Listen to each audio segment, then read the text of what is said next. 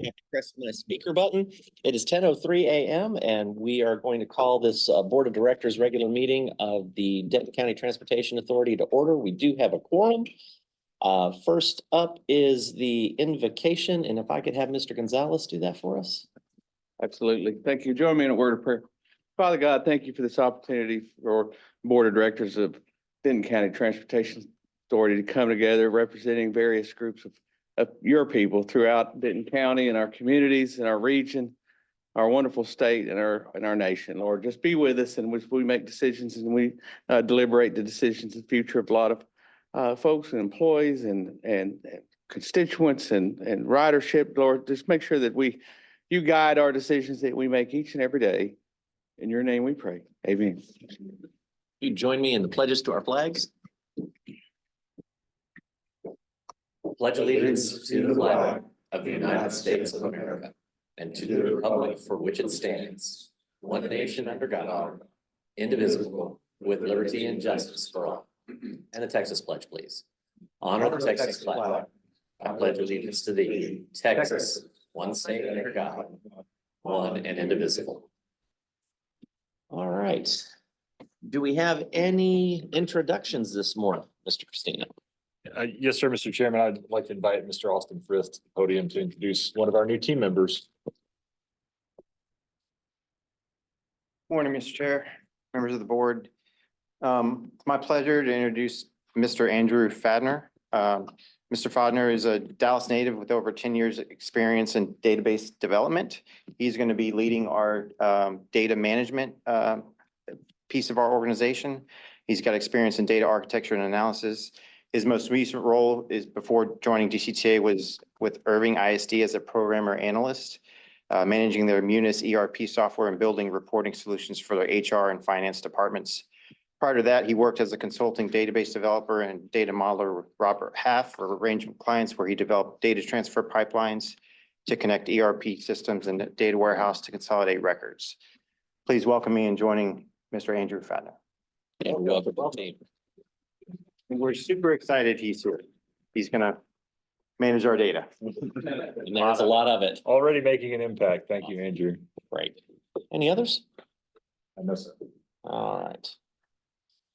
Next on the agenda is public comment, and this agenda item provides an opportunity for citizens to address the DCTA Board of Directors on any agenda items or other matters relating to DCTA. Each speaker will be given a total of 3 minutes to address any items. Anyone wishing to speak shall be courteous and cordial. Speakers making personal, impertinent, profane, or slanderous remarks may be removed from the meeting. Unauthorized remarks from the audience, stamping of feet, whistles, yells, clapping, and similar demonstrations will not be permitted. Citizens who cannot participate in person can email, and there is information on our website, as well as you can reach out and contact staff for comments earlier. Let's see, the Board of Directors, of course, is not permitted to take action on any subject raised by a speaker during public comments. However, the DCTA Board of Directors may have the item placed on a future agenda for action. Refer the item to the DCTA administration for further study or action, or briefly state existing DCTA policy, or provide a brief statement of factual information in response to the inquiry. Keisha, do we have any public comment? Yes. All right, moving on, consent agenda, item 1. Actually, I don't have to go through all of those because it's consent agenda. We have 3 items on the consent agenda, authorizing a contract, appointment to board members to the Old Town Transit Oriented Development Working Group, and consider approval of regular meeting minutes. If there are no questions or requests for removal of items from the consent agenda, I will entertain a motion to approve. I move approval of the consent agenda as presented. I have a motion and a second. All those in favor signify by saying aye. Aye. Opposed? Consent agenda passes. Regular agenda, item 1, consider approval of monthly financial statement for March 2024, quarterly grants report for Q2 fiscal year 2024, and receive an update from the Chief Financial Officer regarding finance operations and enterprise resource program replacements. Ms. Evans-Jones. Good morning, Sherelle Evans-Jones, Chief Financial Officer, here to provide an update to you on our quarterly financial performance. We'll talk a little bit about grants, and we'll spend a little bit of time giving you some updates as to how we're performing with our ERP conversion as well.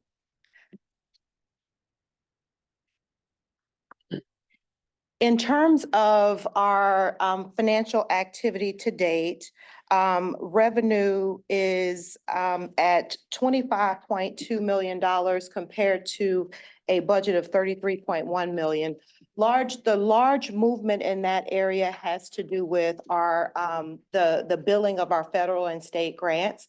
Some of that is a function of the speed in which we're incurring expenditures. So we're only able to expense or to draw down money to the extent that there's expenditures that qualify in those categories. So some of that delay in spending has to do with reduced expenditures.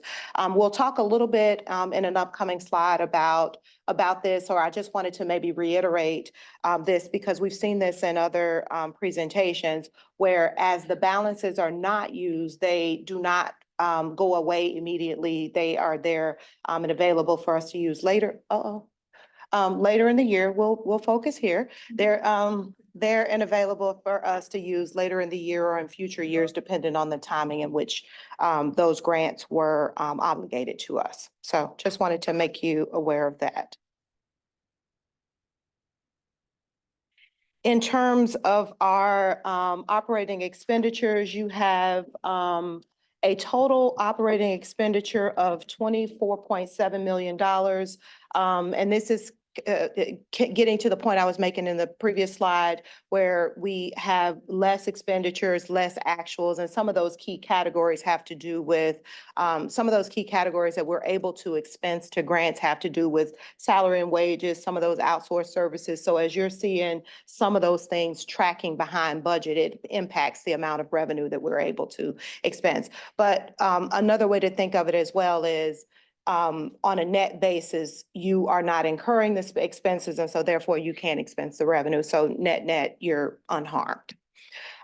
In terms of some of the other expenditures, purchase transportation is another one of those areas that drives a large drawdown or grant reimbursement request. And you can see that that one is trending behind budget by a million or so there. So.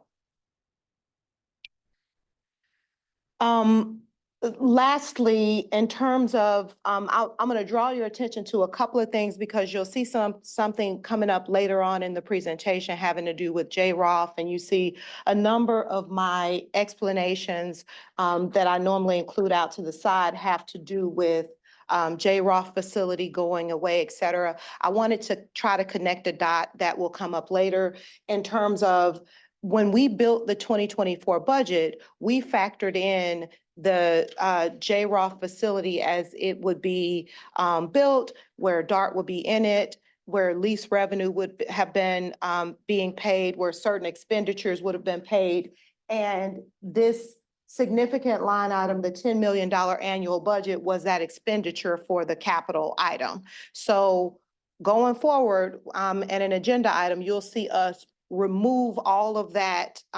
Nothing further has been expended from it, but you'll see us removing all of that from the budget so that all for the rest of the year, we're not like, well, JROF was in the number and this is, why. So since we know that we're not doing that, that large budget revision is to remove the impacts of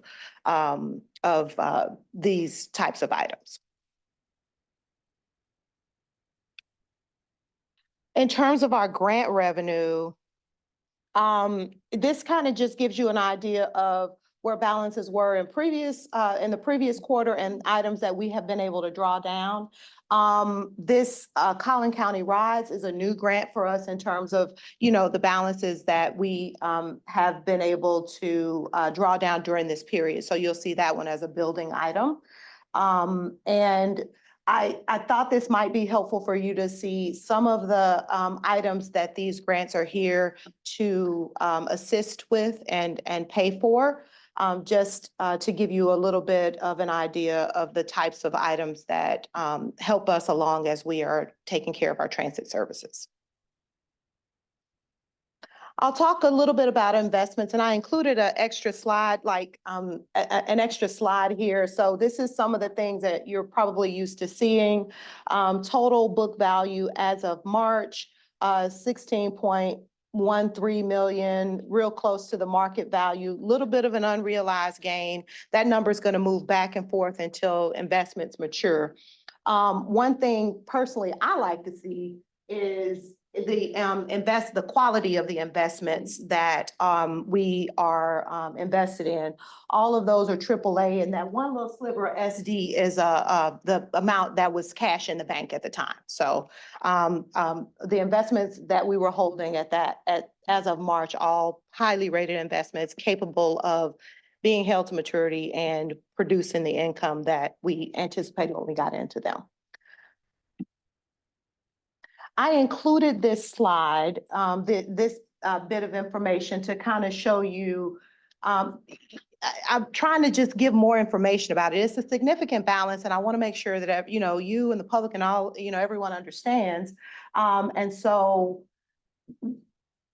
you can see the age of, the scheduled maturities of those invested assets, that total 116. You can kind of see how it schedules out. We have the ability with our investment policy to go up to three years of maturity. Right now, we're invested in things that are 2 years or less.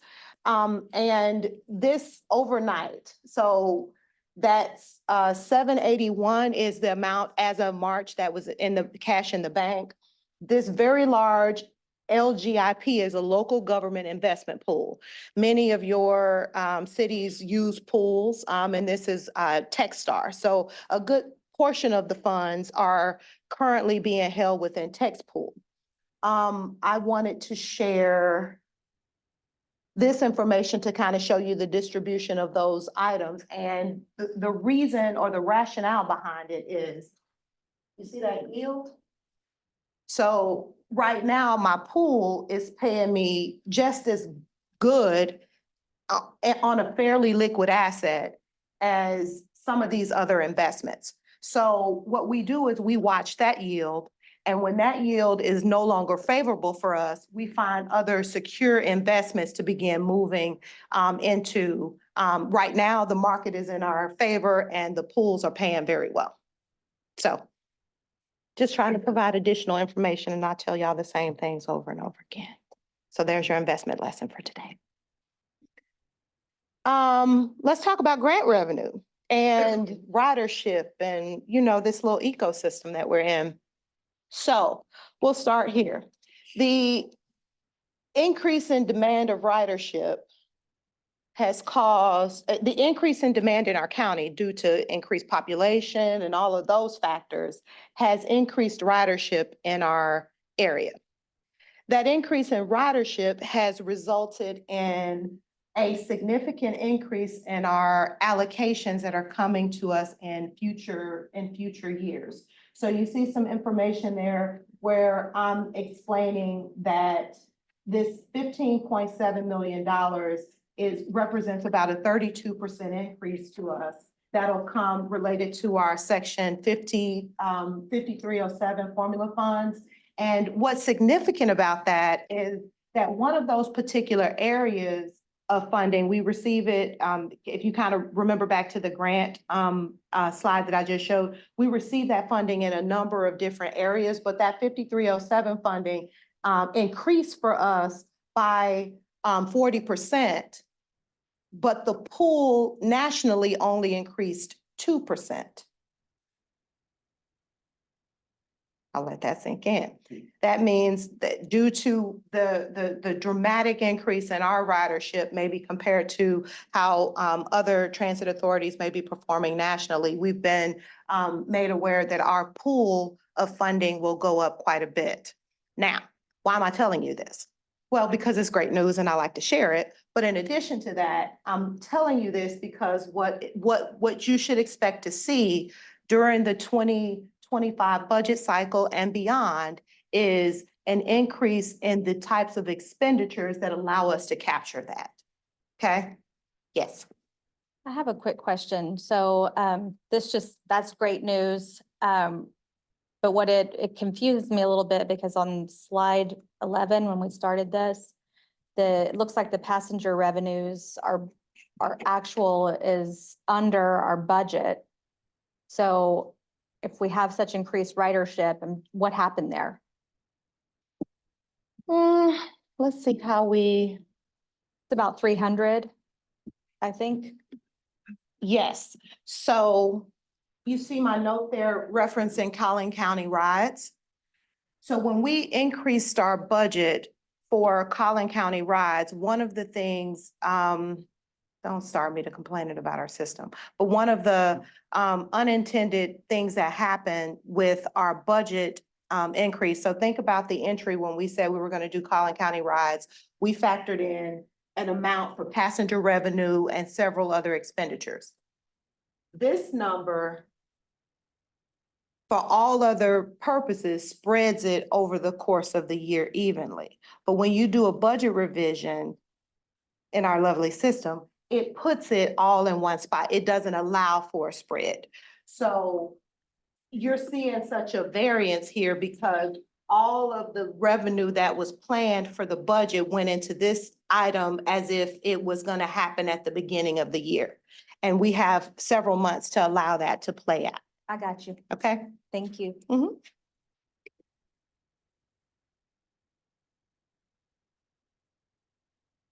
Okay. So we'll see some bigger numbers. We have it supported in revenue. That's the point, okay? Now, let's talk about ERP. So, last time I was before you with an update, there was a few things going on. One of those was the approval of those contracts related to our software provider, as well as related to our owner rep, those significant contracts came forward. At the end of that presentation, I was sharing information about what what hills we still have yet to climb. And so in this red box, I'll draw your attention to that. So some of those things, that we talked about a few months ago was we needed to hire a new person on our IT team.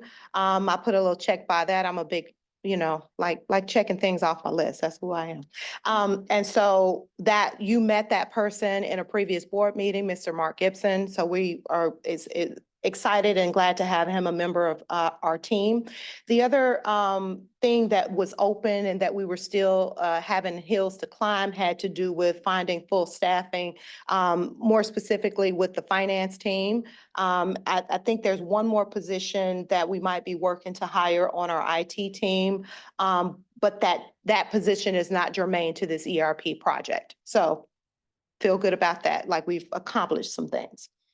The third thing that we had open was finding a firm, a contractor to be able to help us to extract data out of our legacy system, put it in this complicated format, to be able to input that data into our new system.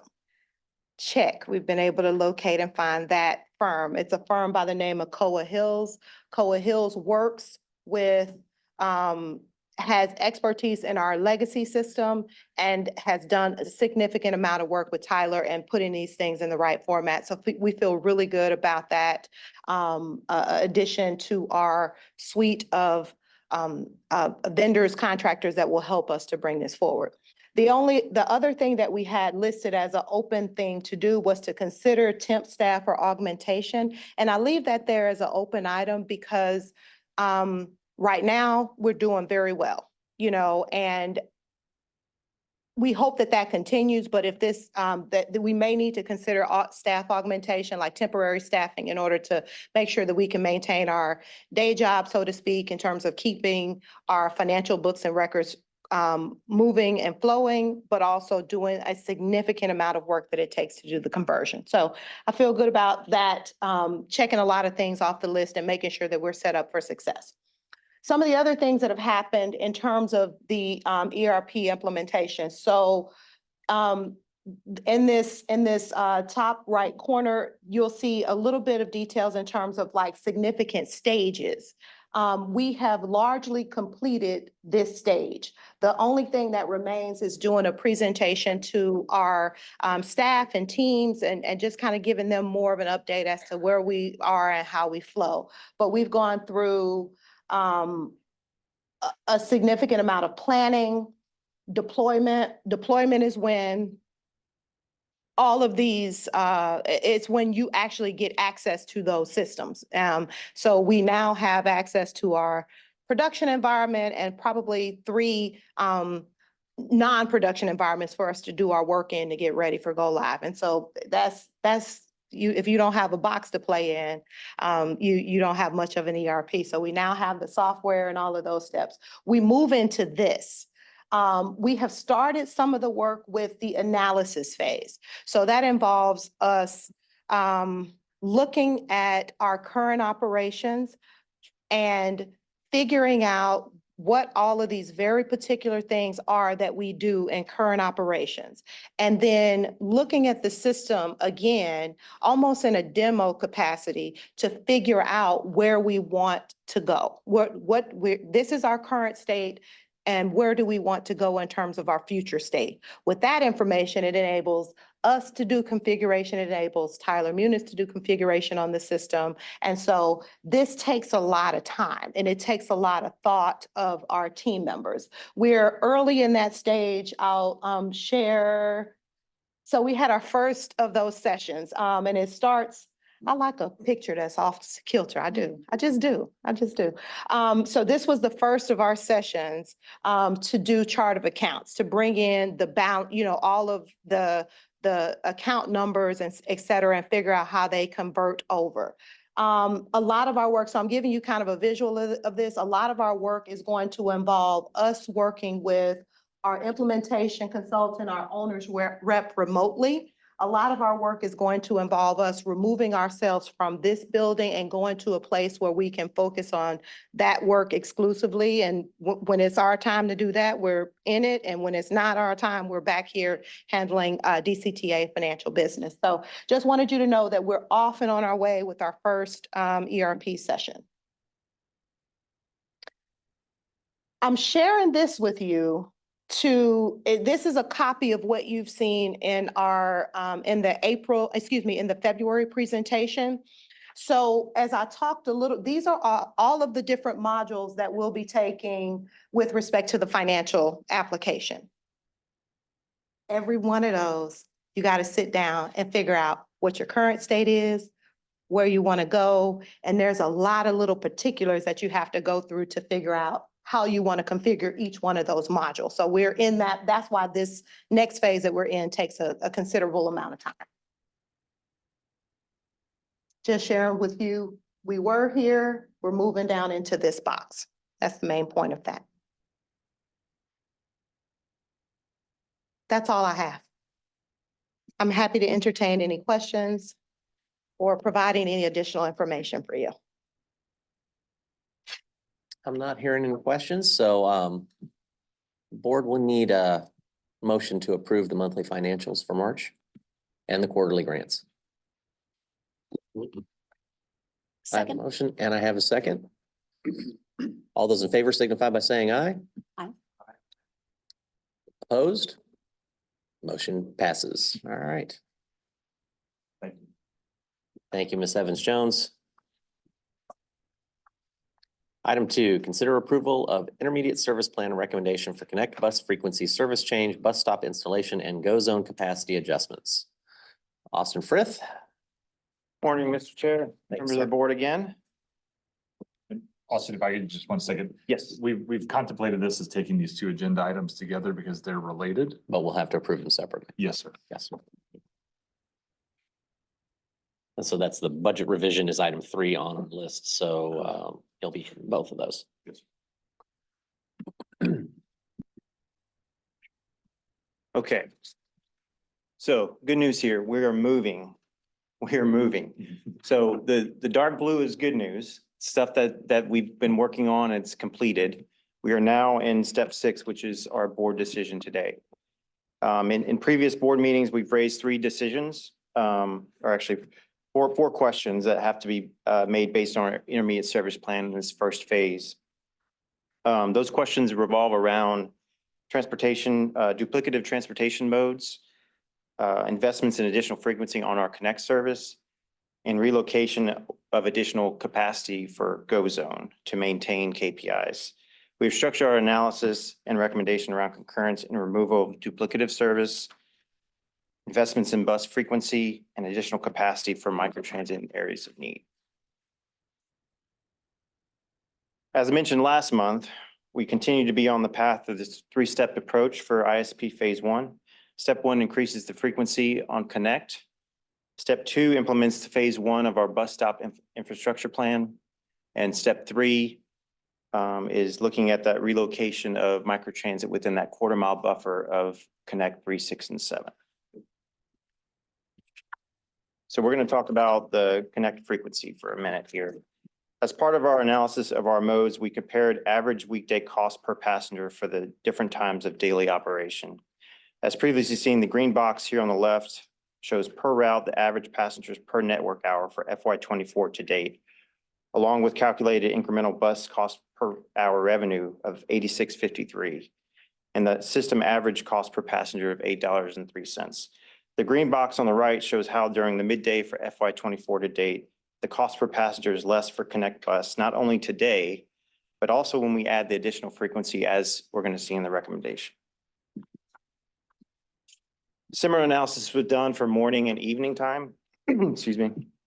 The maroon boxes show the morning comparison where, based on existing passenger data, shows a favorable scenario for Go Zone. When we take that same data set and move it over to the evening hours, we see Connect as more cost effective. As we work towards a more consistent network throughout the day on Connect, our hypothesis is that we will continue to see Connect be a more favorable solution in these areas. Here are the three options that we proposed last month with proposed increased annual operating cost. The base is considered the existing cost of operations as we see today, and each of these cost estimates were based on the projected annual service hours multiplied by the cost per revenue hour of $86.53. Based on the strategy of goals of creating a consistent, holistic, efficient network, our recommendation is to proceed with option 1, which is to align a minimum of 7 a.m. to 9 p.m. Connect service with 20-minute frequency. We believe this option will provide the best rider connectivity, providing a system of interconnected and coordinated schedules, which improves travel time, reduces wait time, and offers the greatest opportunity to serve more workforce mobility and the overall community. We think this will enable the most efficient travel times as compared to microtransit in this specific scenario. Now, when we look at the proposed Connect network from a scheduling perspective, it's clear to see the simplicity of the 20-minute frequency, as you see on the bottom here, with the consistent number of buses on the network during the core timeframes. We feel this is a significant improvement towards our strategic goal of making it easier for the rider. The new frequency fits nicely in alignment with microtransit A-Train and UNT mode connections and those associated frequencies and schedules. Our plan would be to start this new service enhancement to align with the UNT start of fall semester on August 19th. We would carry this plan into FY25, and the additional costs would be considered for FY25 budget planning. And you'll see the costs here in the blue box.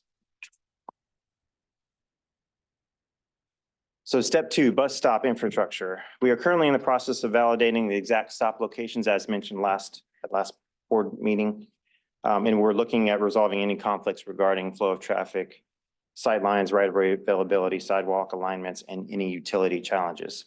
New bus stops are carefully planned with detailed analysis, including operator feedback, to ensure the right location is determined that meets our goal of safety for the operators, riders, and community. With that said, this week, we've actually engaged with an operator outreach program at our bus O&M facility. Here we communicate the strategy on why we are adding these stops, along with open dialogue on opportunities and constraints with the stops as they are planned. As we look at our timeline, and this appears as a winding road, but it's a lot more straight than that. As we look at our timeline, we will be looking to finalize designs and locations on these bus stops within the next month. We are working closely with the city of Denton to obtain any necessary permits so we can begin installation in July. We will run tests on the stops and schedule to ensure performance metrics are in place and maintain our goal of an August 19th beginning of service. One thing to note here on the very top is this driver recruitment and onboarding. That is a huge focus right now for us. We understand that this plan does not function without our operators. So we're going to be focused, laser focused on that. So here's the estimated cost breakdown for the bus stop installation. Assumes 18 stops, 15 of those being new stops, 2 being reinstated, and 1 relocation. This will be a one-time cost to implement this scope of the ISP. All right, now we're going to get into the fun stuff with Go Zone data. As we look into the proactively managed Go Zone capacity, we see on the left chart here, relocating hours from Denton to Louisville has created seat availability parity between zones for the month of April. At the same time, we are seeing demand remain in Denton, causing wait time to increase slightly with that reallocation. And we want to just point out where we came from in October to that February timeframe, and then to April, how we're seeing that actively manage of the microtransit really work for us. This graphic shows monthly drivers hour by city. Sorry, skip one. So this slide really speaks to our vision of all transit modes working together while we actively manage them through real-time analytics.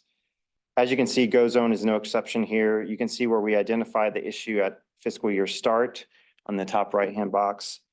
And over the span of the past 6 months, DCTA and VIA have worked closely to hone in on that parity concern, and we will look to continue this ongoing pulse check week over week, month over month.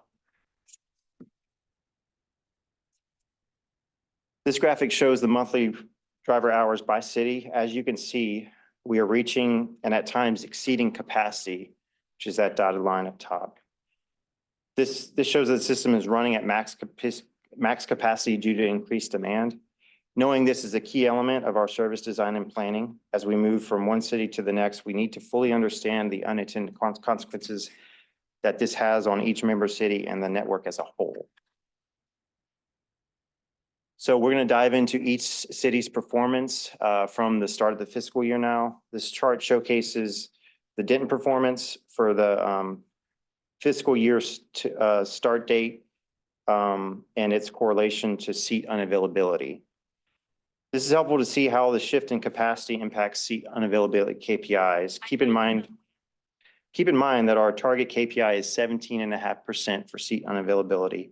So we're meeting that, but the key takeaway is the importance of balancing the network based on demand. For Denton, you can see that for the week of April 22nd, the seat unavailability spiked up. This is due to that shift in hours and capacity constraints as discussed on the previous slide, where we moved that capacity down to Louisville and Highland Village. When we look at Louisville, we see a peak in February, followed by adjustments to capacity and the direct result of seat unavailability improving. As you will see here, ridership grows as seat unavailability metric improves. And then for Highland Village, we observe that we see demand oscillating here, which could result in people wanting to use the system, but maybe challenged to accept a proposal that doesn't meet their needs. So as we move into the balancing act that we have to achieve here, the graphic on the right looks at our ISP enhancement of removing Go Zone as an option, as a mode option within the origin and destination trips, a quarter mile of that 3, 6, and 7 connect travel shed. When we calculate the projected trips that will be captured within that criteria, we're around 65,000 trips for fiscal year 23. When we take that and look at what does that mean for capacity realignment, we calculate the annual vehicle hours per vehicle multiplied by the number of vehicles that will be shifting from this travel shed to another area. Our calculations suggest that 2 to 3 vehicles could be realigned based on our data capture area. And that's what you're seeing on that 2 vehicle line and 3 vehicle lines. So our strategy is to manage this capacity in 2 stages. Stage 1, as you will see here, shifts 2 vehicles per week from Denton to Louisville and Highland Village. This is our first step to analyze the impacts to all the Go Zone KPIs in each member city. Stage 2 would be activated if and when we see capacity constraints in Denton based on shift hours in stage 1. Adding this as needed capacity will allow us to quickly deploy where we see demand growing and KPIs not being met. Stage two would add up to 300 hours per week for DCTA to deploy where needed. The bottom table shows our current FY24 contract elements, along with additional costs associated with that stage two deployment.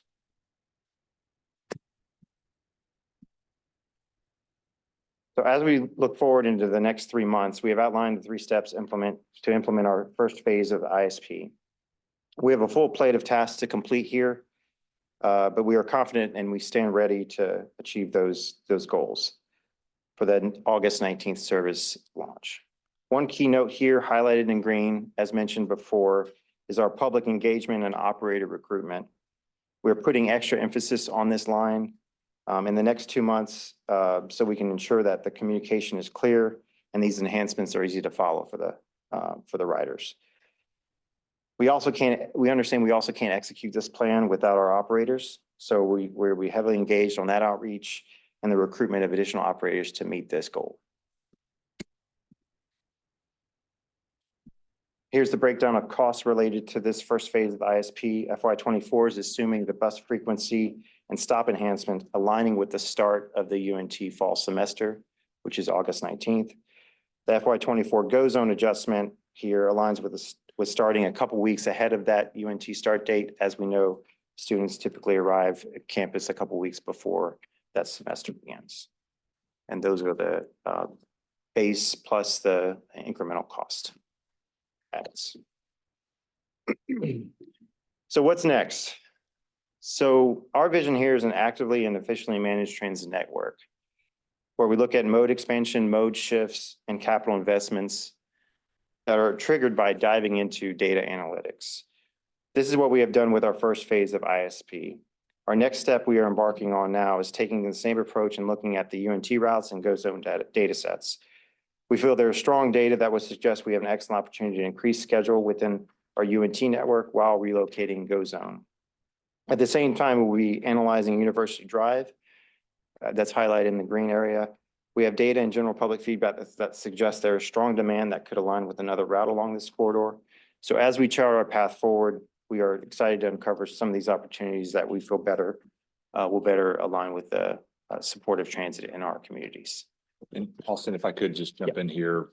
We have started the conversation with the University of North Texas to share this vision, understanding that the demand for service on that network looks pretty consistent year round based on the same data that you all have seen in previous discussions.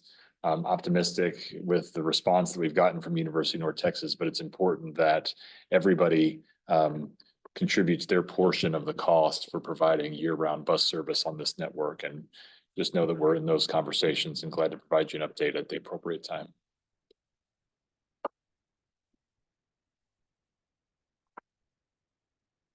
I think that's moved us to our recommendation. So I want to kind of make sure I'm clear on what we've got. And just for folks maybe who saw the preliminary packet, there was a typo originally that had the same number of hours in Denton in both before and after.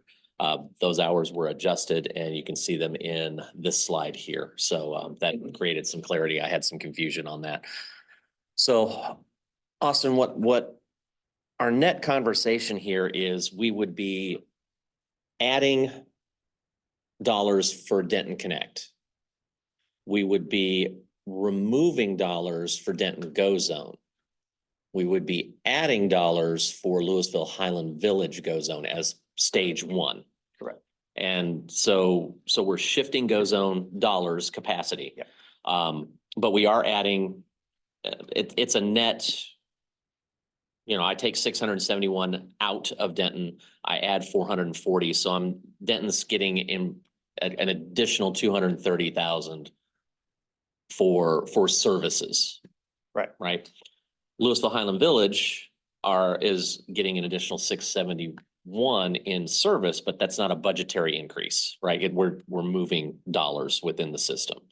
So total system wide, it's an extra $230,000 that we're talking about to be able to make this adjustment as it stands.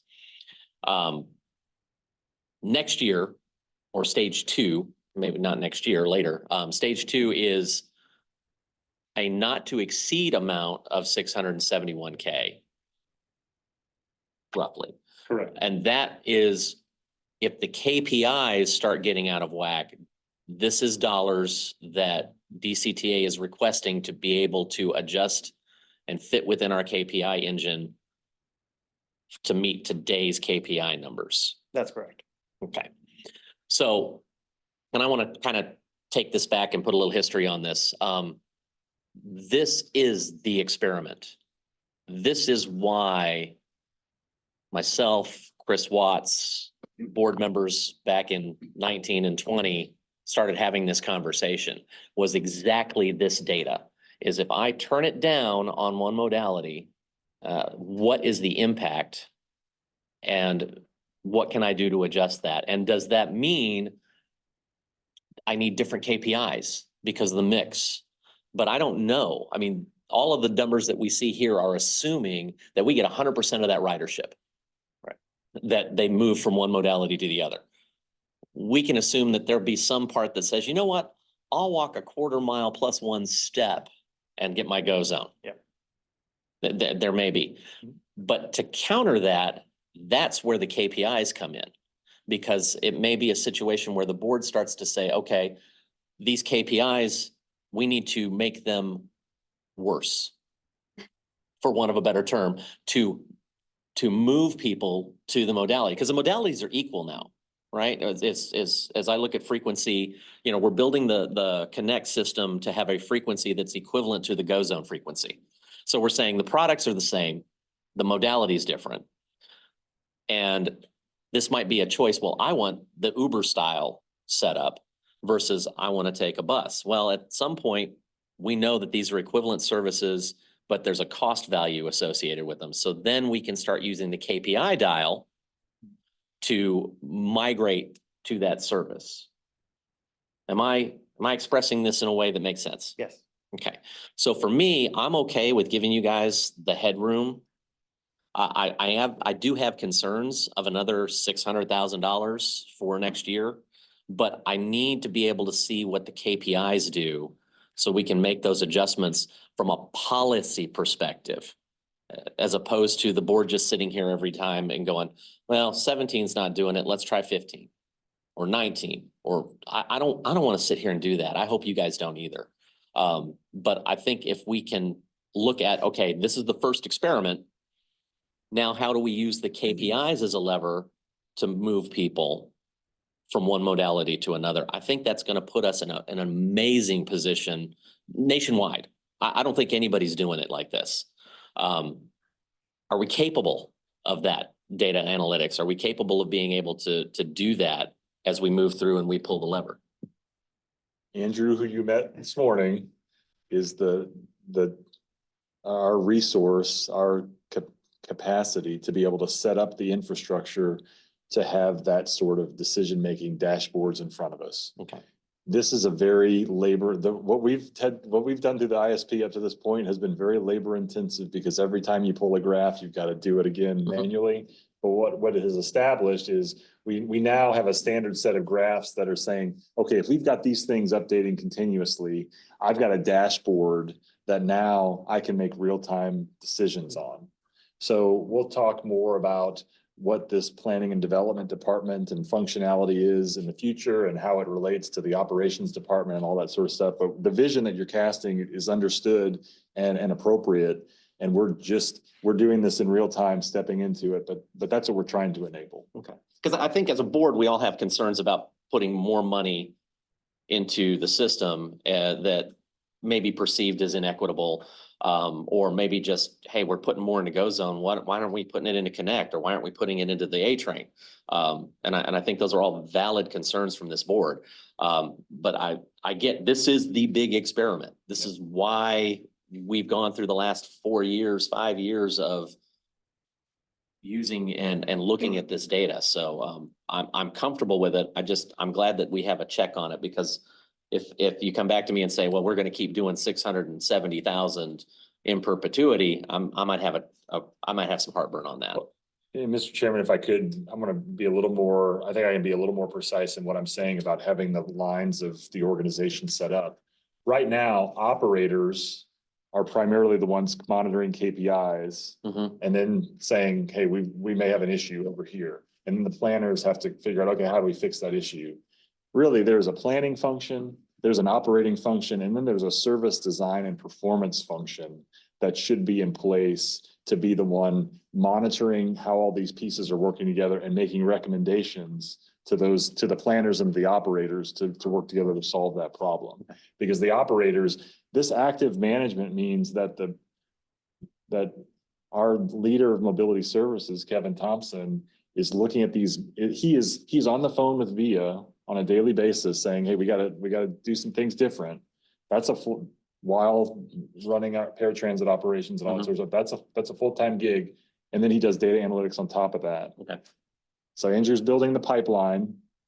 We got to separate the data analytics from the operation, and that function falls into Austin's shop, and that's what we want to talk about in an upcoming meeting.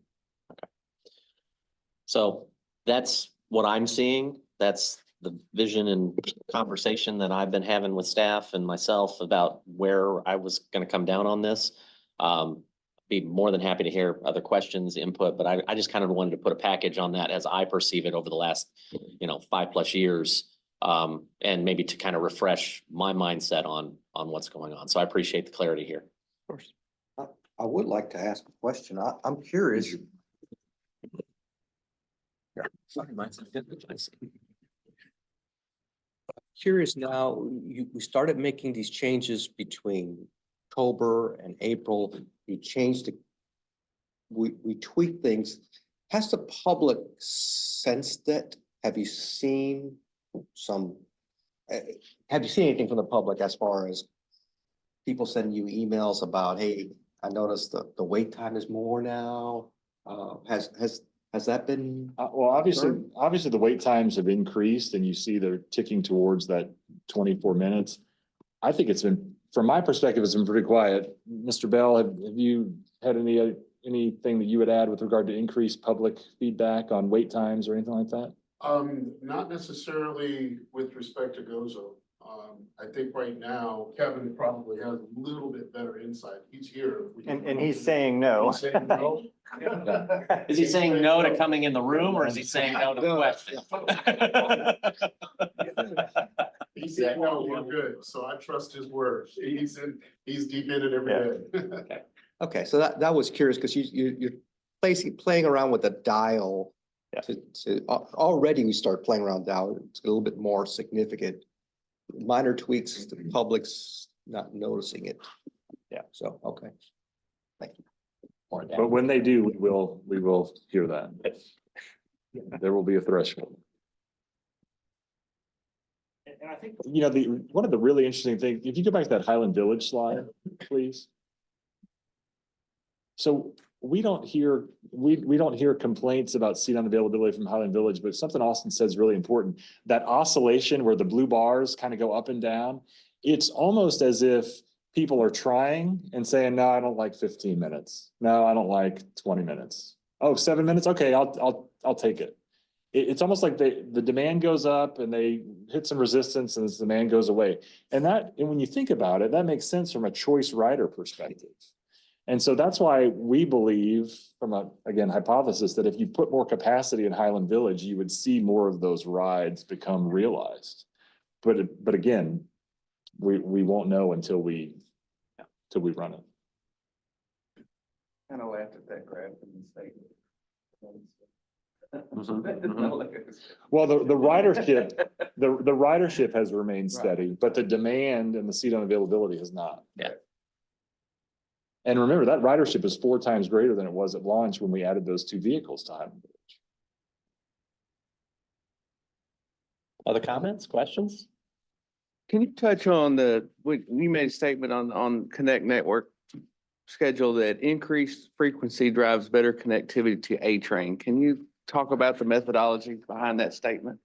And why you think that this option 1 is going to generate better connectivity to A-Train? Sure. So the existing, as you see here, the existing A-Train is on a 30-minute frequency all day. When you look at the existing Connect services, especially during the midday and even on Connect 3 holistically. The 40-minute to 30-minute connection times aren't really aligned where we want them to be. We feel that if we increase the frequency on Connect, that the connection points to the A train will be even better. And hopefully we see better ridership on the A train as a result. So the current one, like I said, is 40-minute frequency on 6 and 40-minute frequency on Connect. That's just not doesn't line up as well as it could with the A train schedule. And then whenever we move and try to get to 15-minute headways one day on the A train, this will line even better. Yeah, I would add to that, that you got more opportunities for people to get a favorable trip time on the bus to the train because of the schedule. But then also look at how the A train runs 5 a.m. to 10 Monday through Friday.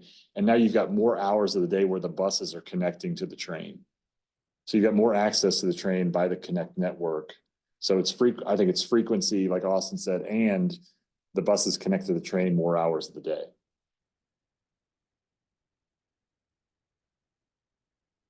That's, that, not all those routes are going to the 2 stations in Denton, either, right?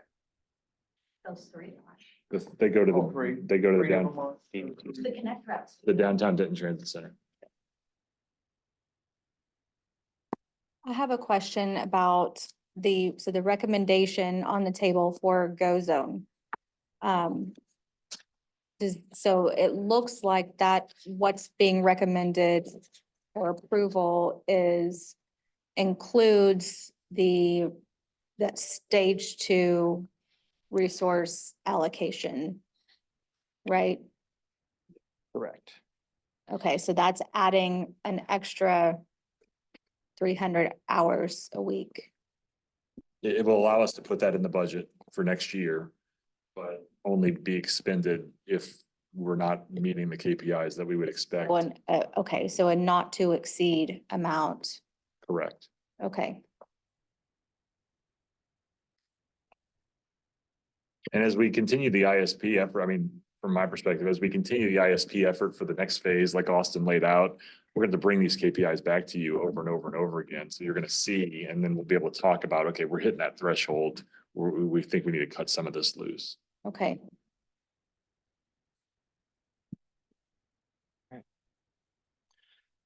If there's no other questions or comments, I'll entertain a motion to approve the ISP recommendation for Connect frequency service change and bus stop installations and Go Zone capacity adjustment. I move approval. Motion? Second. I have a motion and a second. All those in favor signify by saying aye. Aye. Opposed? Motion passes. I also need a resolution approving budget revision 2024-23 for the intermediate service plan to connect bus frequency changes, bus stop installation and Go Zone service agreement amendment. Yeah, I think, is that right? 23-24. Yeah, that's that one. I saw that. Yeah. Yeah, a couple of those. That's, we're going back in time. I'll entertain a motion for RA3. So moved. I have a motion. Do I have a second? Second. All those in favor signify by saying aye. Aye. Aye. Opposed? Motion passes. Thank you, staff. It's a lot to digest in that slide. All right. Item 4, discuss update and consider approval of revised interlocal agreement with Dallas Area Rapid Transit for joint rail operations. Austin Trip. Morning again. And we're going to do all 3 of these in one conversation. We are going to Okay. do all 3 because they are all related to the ILA with. So return of funding for the JROF and approval of a resolution for a budget revision for, again, that 2024-2003. Flip that around. Somebody's got their year typos going really good. No worries. Is that the revision number? That's the revision. It's the revision number? Yeah, it's the number. Oh, Sorry. Fiscal year number and how many have come before you. Okay. That's not a date or anything. okay, good. Thank Good to you. know. Good to know. There's where my brain is getting sideways. Thank you. They All right. they've had to write the whole. time. They did. Okay. So as an update to the current ILA. We've been working closely with DART on the revising the current ILA with regards to the Joint Operations Rail Facility. This slide highlights some of the key notes from the original and revised ILA. The first bullet speaks to the MKT easement, which allows DCTA to provide rail service from our DDTC station down to Trinity Mills. One key note here is that that will expire in 2030, so we have that on our radar as we look to move towards the downtown Carrollton station. The second bullet is stating that we executed the existing ILA for JROF on November 18th of 2021. Third bullet is speaking to the formal notification that DART provided to DCTA regarding the desire to stop progressing the JROF at the DCTA maintenance facility in Louisville. The fourth bullet here speaks to the mutually agreed upon suspension of the expansion of the JROF project and the DCTA reimbursement of unused funds. And then the final bullet states that this agreement amends, replaces, and fully supersedes the JROF ILA. One item that we'd like to highlight that was added to this ILA was Article 2, which speaks to the collaboration between DART and DCTA. Clearly stated the parties' desire to increase communication and collaboration in the interest of identifying and capitalizing on opportunities for cost savings, efficiencies, and improved regional connectivity. Section 2.2 goes on to speak in more detail regarding the A-train extension into downtown Carrollton.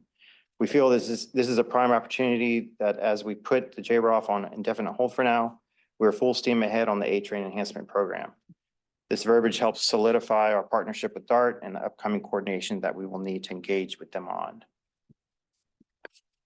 Here's a summary of the funding and allocated expenses related to the design-related exercises for the JROF. Our total amount due is $1,623,515. One key note here is although the JROF has been put on hold, as you'll see on the right, we have 100% issue for construction set of drawings ready to go. In the event down the road, we need to look at a rail facility maintenance expansion for us or DART. We have this design package ready to be bid. Yes, sir. On that design package, is that 100% CD, did you say? Yes, sir. Okay. And then this table shows the operating revenue costs that we projected in FY24 budget for fuel and lease income and other applicable expenses that would have been realized based on the JROF's operation. This is the amount we are looking to the board resolution approving this budget revision. It's an amount of $751,700. And that moves us to our recommendation. All right, any questions or concerns? Board, I'll entertain a motion to approve the revised interlocal agreement with DART. So move. Do I have a second? Second? Moved and seconded. Board, if you would please vote. All those in favor signify by saying aye. Aye. Aye. Aye. Opposed? I'll entertain that one's approved, by the way. I'll entertain a motion to return funding, RAO 5. DART. Yes. So moved.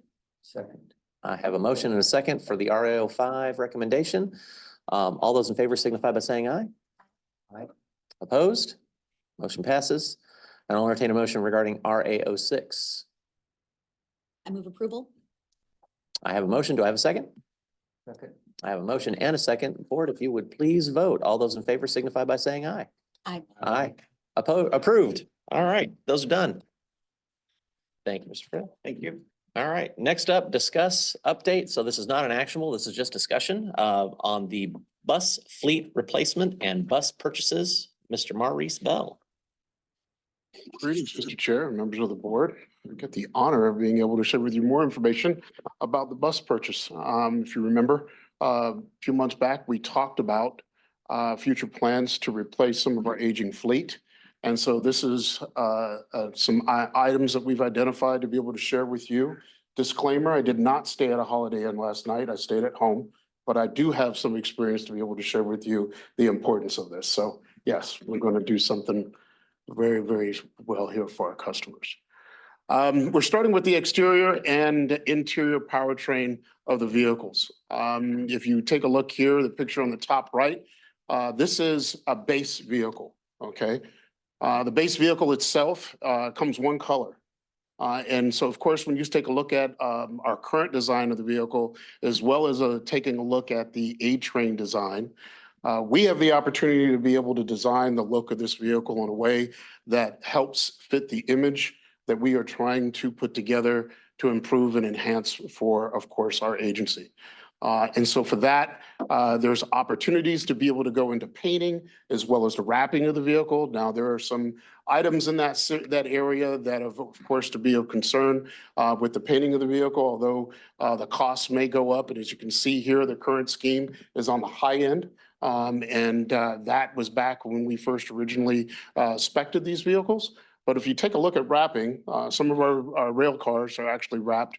Rail cars and of course vehicles from a wrapping standpoint can be very effective and low cost. And be able to respond, to be able to fix problems based on accidents, things of that nature. But they are not long lasting in comparison. And so we want to take a look at those particular items for the future to make sure that we're putting the best vehicle out there. You start to look at flooring. There's different types of floorings. There's roughly about 7 to 8 different types of floorings, from composite to, of course, laminate.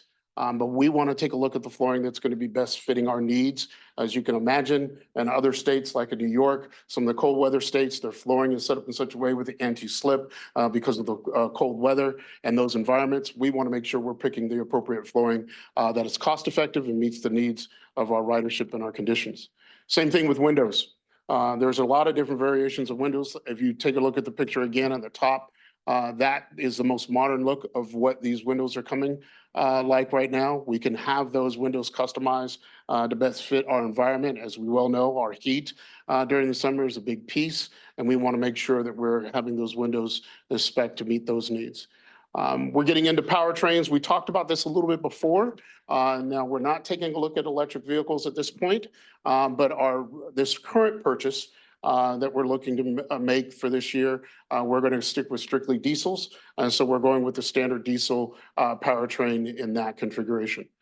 From safety to accessibility and warranty. Now, again, the safety aspects of these vehicles, from the emergency exits to, of course, being able to trigger the doors in an emergency situation, and making sure the windows themselves are easily deployed in the event of an accident. We're sticking with the standards in this. We want to make sure they're high standards, of course. But we're working with the manufacturers in this particular area too. From the accessibility aspect, again, ADA is at the forefront of our industry, and we want to make sure that these vehicles are spec'd in such a way that they meet those ADA standards and they're effective. They're of course, cost effective in that standpoint. Now, warranty is another item that is going to be a strong point. As you can imagine, the warranty itself can change from vehicle type to vehicle type. And in this particular case, when you're looking at a vehicle of this size, that warranty is going to be critical for, of course, the longevity and cost effectiveness for the agency as well. The next one is the electrical infrastructure technology. Again, this is looking at all the networking components in the vehicle that make sure that we are connected well. From the APCs to Swiftly, which we currently have deployed in our vehicles. We want to take a look at the opportunity, most importantly, to look at the advancement of future technologies. The advancement of future technologies and wiring these vehicles in such a way that makes it easy to install new and updated pieces of equipment as we start to use these vehicles for the life expectancy, which is, of course, is 12 years. We want to have the ability to set the wiring up in these vehicles in advance of some of this. As we experienced with the Swiftly integration in the APCs, our vehicles were not spec'd in that sense. And so it took a lot longer to wire these vehicles than anticipated. And of course, you're dealing with downtime and having to accommodate for that. And that cost is a factor in this particular sense. So we want to take a look at setting up these vehicles for the future. Now, when you also talk about automated stop announcements and public address systems, a lot of vehicles in different agencies from a public address system, we have the ability to automatically send via Wi-Fi to the vehicles when there is a disruption, whether it be a traffic congestion or a last minute change to a route due to a vehicle breakdown. We want to be able to send out announcements at the last minute to the public to be able to provide more communication to our ridership aside from just putting it out on the internet. And so that's another feature that we're looking at. Next is operator workstations, and that is a near and dear to my heart as being a former operator. But this part here is going to be very specific to them. As you can imagine, setting up your office at your place of work or your home office, all those components and all those features help you perform your job well. And so in this sense, we want to make sure that we're bringing in a committee of operators to be able to spec the inside of the vehicle. Those areas involve these components here, from operator climate controls to barrier doors. As you remember, during COVID, we had to retrofit our vehicles. We want to take advantage of the barrier doors that the industry has created for us in order to make sure that our operators are not just safe and protected, but it's got to have a comfortability to it. To the accelerator pedals, to, of course, different signal floor switches. As you see in the top left, you can see a green circle around the dashboard. We want to take the opportunity to identify those particular things and put them in places that best fit the needs of that operator. Okay, we want to make sure that they're comfortable, things are quick. We also want to make sure that, of course, in an emergency situation, that a triggered button in the event of emergency that is discreet and easy and quick for the operator to be able to activate, that doesn't draw attention. That ties in with the security systems that you see here. If you look real closer, you probably can't see it from here, but you can see myself taking a picture of that camera system and that view and that monitor, where the passengers themselves get the opportunity to see what's going on inside the vehicle. The security systems is real critical. That helps provide a layer of assurance and comfortability to the operator as well as to the riding public. And so we want them to be able to be involved in placement of these security systems and identifying which one works best for us. So again, storage, visibility. You may have noticed in some public buses where you have blue lighting or red lighting on the rear of the vehicles or midway of the vehicles. That is so not to create additional glare on the windshield at nighttime, dusk. And so the placement of the type of lighting, LEDs, the power, the intense portion of it, those are critical pieces that the operators, and based on their experience and their time in the vehicle, be able to share the importance of those points that we're looking for. The next one is customer service experience. Again, this is a big piece. You've noticed at the top there, we've talked about comfortable seating to air conditioning to Wi-Fi. We're looking to identify things that are going to be critical to share with these customers to make their experience worthwhile. We want them to enjoy this.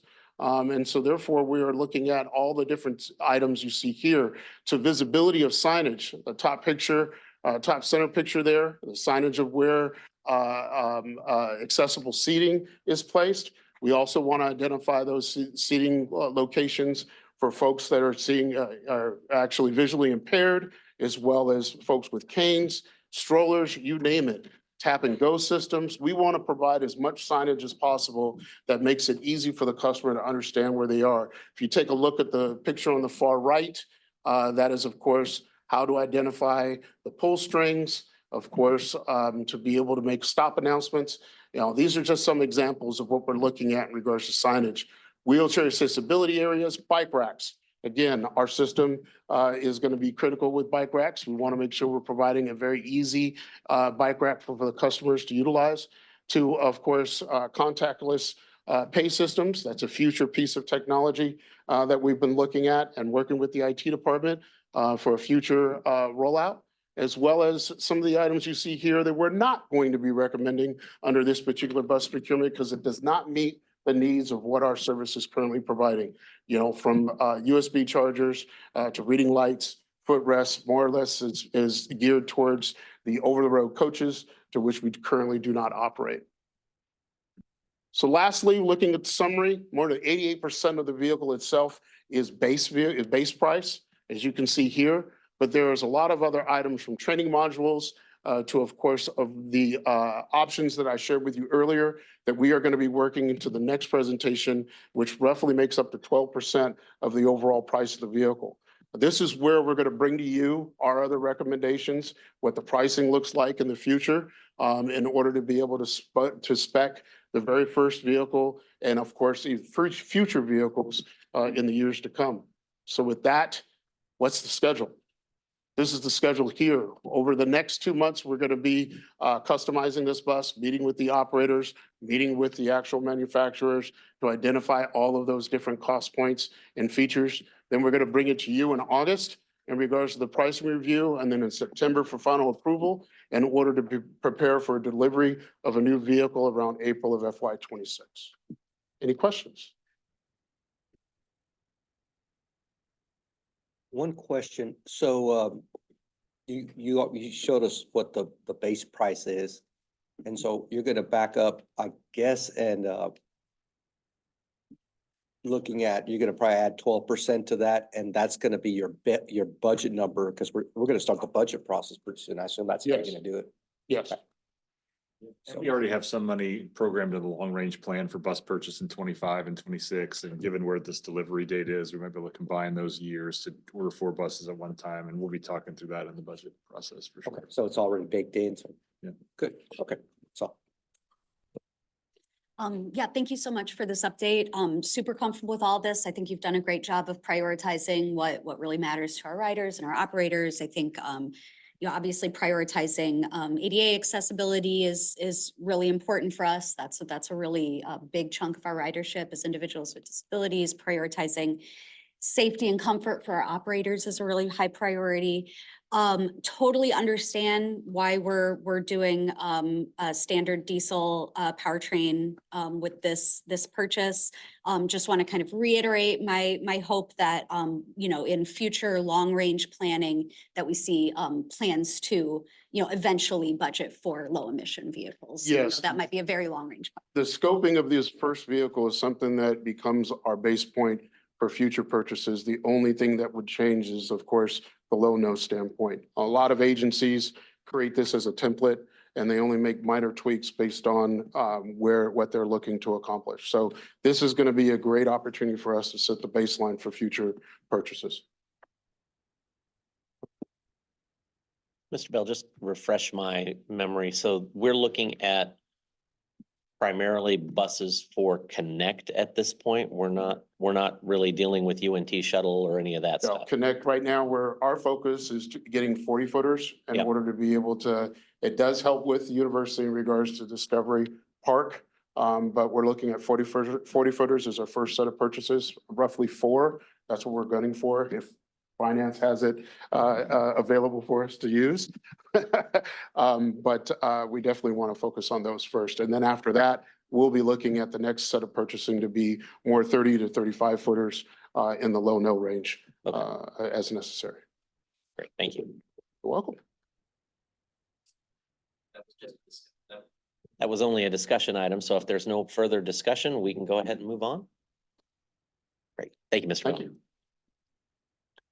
All right, next up, item 8, discuss local and regional updates and legislative issues. I'll entertain that from anybody on the board if you've got any updates. All right, hearing none. I've got one just to say that we are in conversation with NCT COG on Regional Transit 2.0. I have a meeting, an introductory meeting with the selected consultant for a general introduction, scope of work, schedule, all that sort of thing. And then we are still communicating with the COG about the meeting with the consultant team to do work on the project with our Chair Gilmore and Secretary Eads.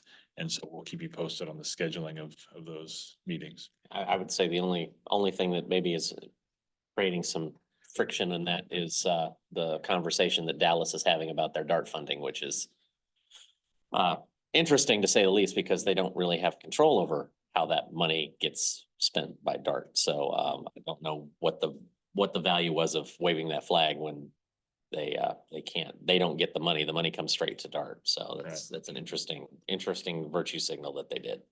But I'm sure that's playing into our 2.0 conversations. Right. We have no other conversation on item 8. In your packets, we do have background information regarding safety performance, fiscal year to date, service performance, fiscal year to date, ridership by mode, Connect ridership year over year by month, A-Train ridership year over year by month, fixed route ridership for March, and UNT ridership year over year by month.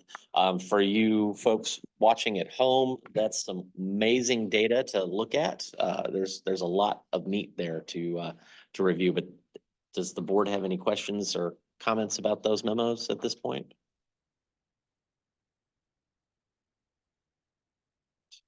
We do have an RFP for landscape maintenance for rail bus operations maintenance. That's for the facility in the bus operations maintenance facility in downtown Denton Transit Center. There's a memo on that one. Any questions or comments? And then we do have an update on the electronic security access control and passenger signage project procurement. Glad to see that one back up online. I know we had to pause that a little bit because of the depth and breadth of IT services, so I appreciate you guys prioritizing. Any questions on that one? All right. Board, do we have any future agenda items or board member requests for DCTA? Keep doing what you're doing, Paul.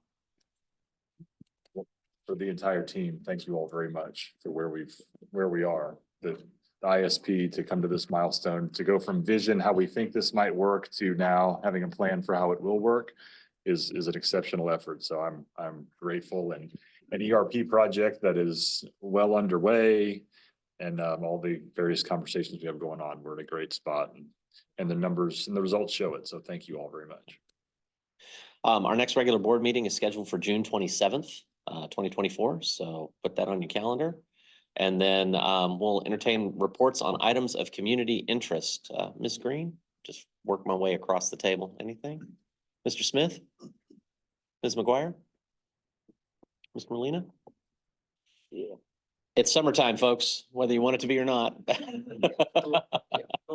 Yeah, school's about out, and if there's anything that we can do to help make your lives easier as a transit agency, let's figure it out. But there's lots of opportunities this summer to use the rail, use our buses, get out there and try something different in the summertime. Yeah, I do have one, Mr. Chair. June the 1st, DCTA is sponsoring a Celebrate Trails Day event.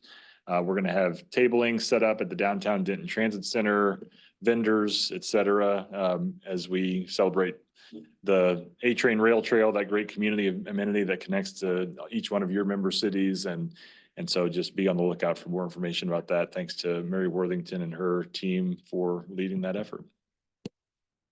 Jody? Paul? Well, I may touch on the DCTA trail. I've been utilizing that lately, and it's a great benefit. And I've taken it all the way to downtown Louisville. Couldn't quite go to Denton yet, but it is a great asset to our community. It's a lot of fun. I do also want to mention, talking about doing things this summer and using rail, we do have Celebrate Highland Village on June 8th, which is our big celebration of the year. We have fireworks and everything. And of course, you can take the train right to the Highland Village Louisville Lake Station and walk across I-35 and experience that. There's a trail. There's a trail, yeah, so. Up the barrier. Thank you for clarifying.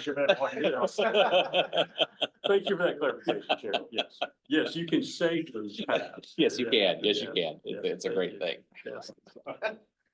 Thank you, sir. Jeremy, Jared, anything you guys like to add? So yes, on June 1st, also downtown Corinth is opening their Agora Park. So that's going to be from 3 to 9 as well to help establish our little downtown area. Super. Wonderful.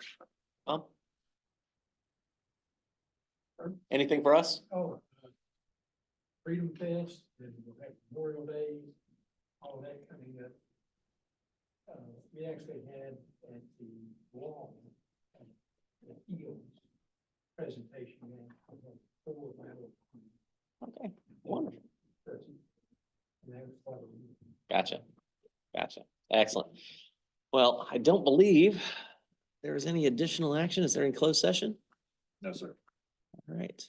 Well, if there is no closed session, then there is no further action to be taken on today's agenda. So we are adjourned at 11:22.